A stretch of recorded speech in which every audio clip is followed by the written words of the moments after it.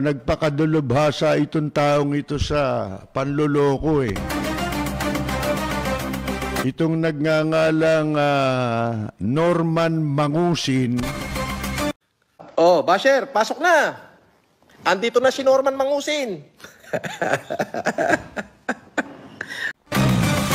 Na nagpapanggap na siya raw si Francis Leo Marcos.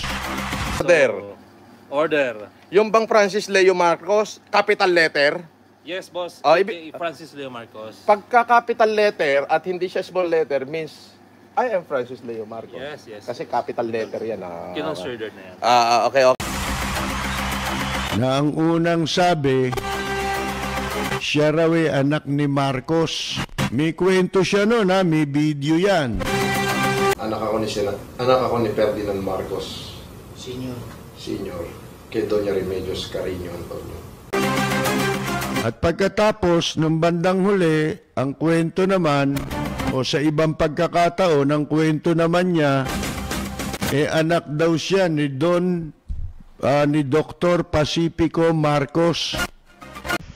Sir Francis, bakit po kaya medyo hawig kayo ng face ni F. Marcos?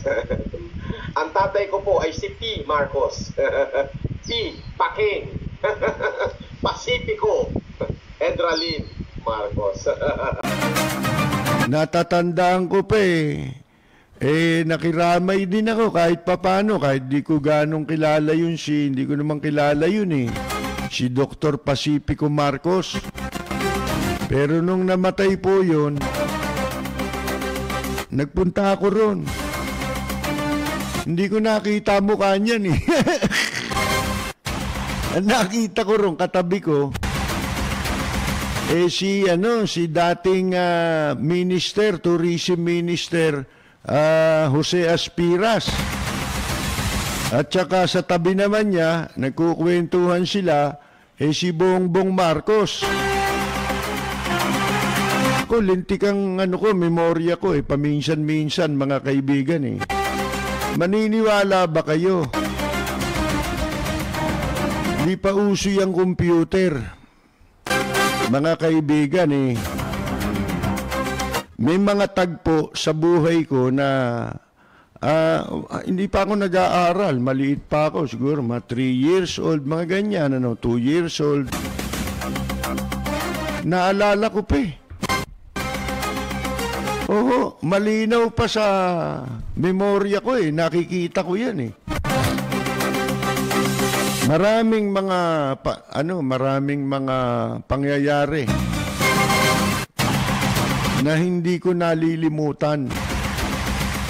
Kung pintor lang ako, do-drawing ko mga kaibigan ipipinta ko Yung mga tagpo, eksakto natatandaan ko. Yung pa hindi ko matandaan. Ayan mga kaibigan, nagkaroon ng mga kwento-kwento mga kaibigan, pero wala yan yung anak-anak sa labas na ganyan, wala yan. Kaya nung tinanong si Bongbong Marcos, ano masasabi mo rito? Naku, dito sa nagpapakilalang Marcos, na kamag-anak nyo ba ito? Naku, sabi ni Bongbong Marcos, marami niyan. Simula nung umuwi kami dito sa Pilipinas, hindi totoo yan Ito ba yung nagpanggap na kamag-anak ni Marcos? Tarantado, hindi ako nagpapanggap na kamag-anak ni Marcos. Sila yung tanungin mo. Ang bobo mo, malis ka dyan. May kamag-anak ba kayong Francis Leo Marcos? Wala.